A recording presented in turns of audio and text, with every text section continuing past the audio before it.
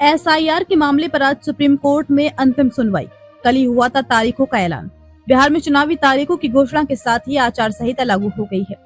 Supreme court आज मतदाता सूची के विशेष गहन पुनरीक्षण एसआईआर की वैधता को चुनौती देने वाली याचिकाओं पर अंतिम बहस सुनेगा।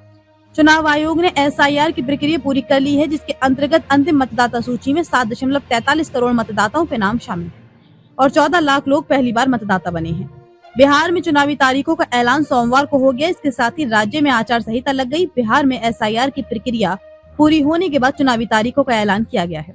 एसआईआर के मामले पर कई विवाद हुए। इसके बाद ये मामला सुप्रीम कोर्ट पहुंचा। दरअसल सुप्रीम कोर्ट ने इस प्रक्रिया को सही ठहराया, लेकिन इसके साथ ही कई निर्देश भी दिए। वहीं आज यानी मंगलवार को बिहार की मतदाता सूची के विशेष गहन पुनरीक्षण एसआईआर की वैधता को चुनौती देने वाली याचिकाओं के एक समूह पर अंतिम बहस सुनेगा।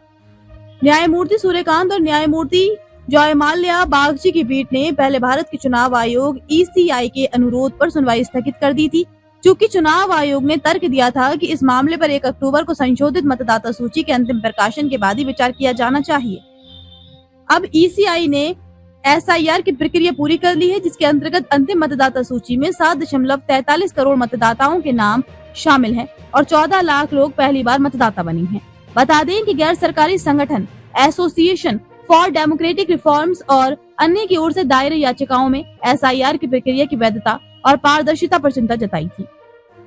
बता दें कि एडीआर की ओर से पेश वरिष्ठ अधिवक्ता प्रशांत भूषण ने मतदाता अधिकारों के संभावित उल्लंघन और प्रक्रियात्मक खामियों का हवाला देते हुए अदालत से अंतिम सूची प्रकाशित होने से पहले मामले की सुनवाई करने का आग्रह किया था।